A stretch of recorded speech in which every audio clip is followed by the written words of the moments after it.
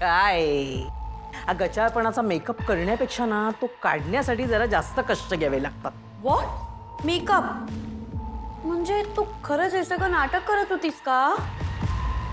अगं आई, हे सगळं काय चाललंय? ते सगळं खोटं होतं की खरंच तुला कोणी किडनॅप केलं होतं? तुम्ही काय मला ओळखत नाही? माझी अशी अवस्था करणारा अजून जन्माला यायचंय, कळलं ना?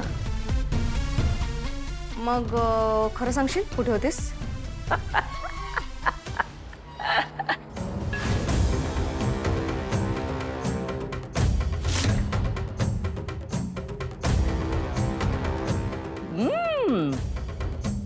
याला म्हणतात सुख. मोठं सुख, छोटं सुख. हे असलं आयुष्य पाहिजे. 5 स्टार मध्ये मस्तपैकी खायचं प्यायचं,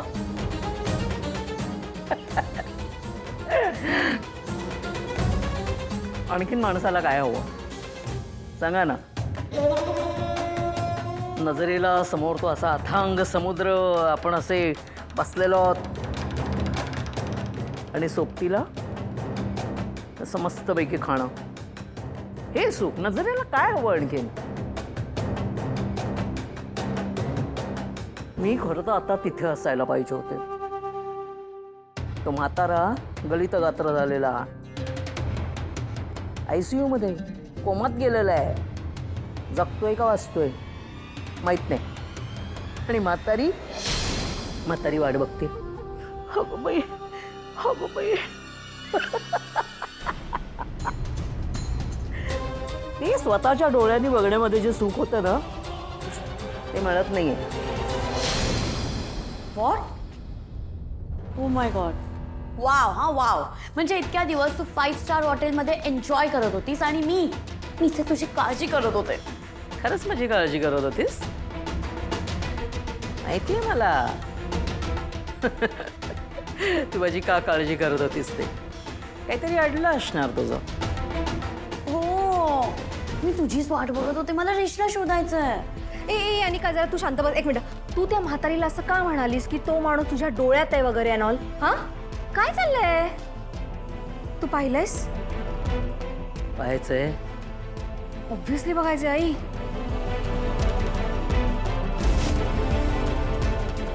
ना हाच आहे तो चेहरा ज्याने म्हाताऱ्याची अशी अवस्था केली. हाच आहे तो चेहरा ज्याने अन्नपूर्णाची चोप उडवली आहे. ते म्हातारीला अशी सोडणार नाहीये मी. तिचे असे हाल हाल करेन ना. आणि जर नाही केलं ना तर नाव नाही सांगणार कामिनी.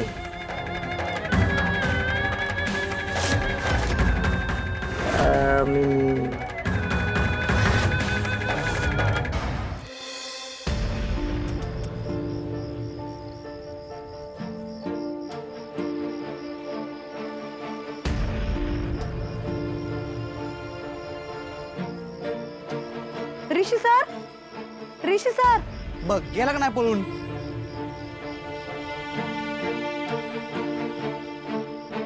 कमळे, तुला काय झालं ग? तुला बी ते गेलेलंच पाहिजे होतं ना व. मग आता ते गेलं तर तू का असं तोंड पाडलंस? मी कुठं तोंड पाडलंय? केलं ते बरंच झालं. तुम्ही मनापासून बोलायली आहेस का वरवर बोलायली आहेस? हे गप ग तू.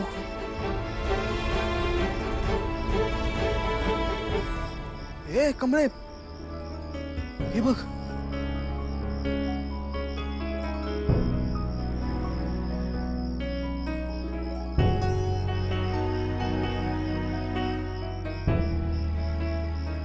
कमळी, मला माफ कर. खरं तर मला जायचं नव्हतं.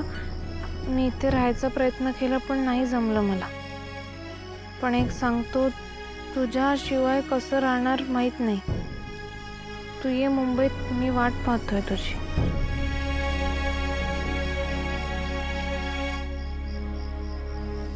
म्हणजे ऋषीभाऊ हरले? हरलं नाहीत ते. आपण त्यासनी हरायला भाग पाडलं.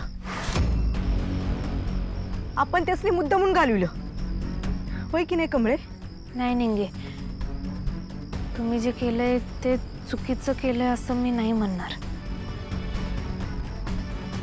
अगं तूच बघ की कसं राहिलं असतं ते इथं. त्यासनी नाही असली सवय. तेव्हा बरं झालं त्यांचं त्यांना कळलं न गेलं ते. कमळे, मग तुझं तोंड काय एवढं पडलं ग? अगं माझं कशाला तोंड पडल? कमळे, जरा अशा तोंड बघ तुझं. केवढंसं झालंय ते. का ग?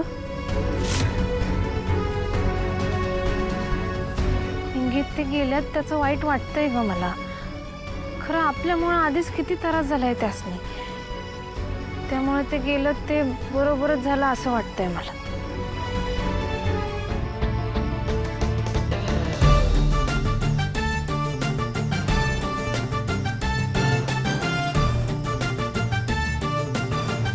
हो ऋषी भाऊ, अहो तुम्ही निघून गेलता नाहीत ना? नाही, पळूनच गेलो होतो मी, पण तुम्हाला दाखवायला. तुम्ही दोघं वॉच ठेवून होतात ना माझ्यावर, मग काय करणार? मग जरा तुम्हाला माझा अभिनय दाखवला. कशी वाटली माझी ऍक्टिंग? तर आणि माझी ही ऍक्टिंग बघून तुम्हाला जे काय वाईट वाटलंय ते मी स्वतः बघितलंय माझ्या डोळ्यांनी. इथेच लपलो होतो मी. आणि तुम्हाला वाईट वाटलेलं बघून मला खूप आनंद झालाय. त्यामुळे आता तर मी इथून जाणं शक्यच नाही. आता मी इथून जाईन ते कमळेला घेऊनच.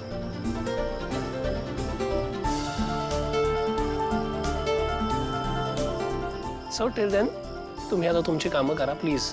माझ्यावरती वॉच ठेवायची काही गरज नाही आता. Get a life. तुमची पण काही कामं असतील करून घ्या.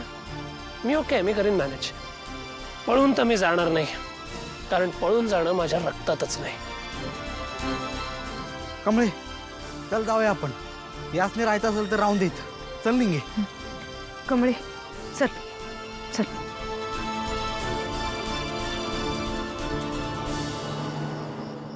ऋषी सर, मी शेवटचं सांगतो, उगा हट्ट नका करू. जावा तुम्ही. हो, इथं राहायला तुम्हाला जमणार आहे का? उगा हाल होतील तुमचे. नका असं करू. प्लीज जावा.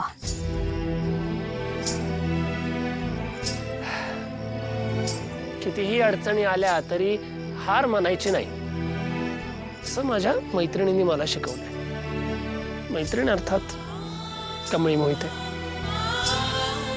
मला शिकवलेली ही गोष्ट माझी मैत्रीणच विसरली आहे, पण मी नाही विसरलो. जशी तुमची इच्छा. कमळी कमळी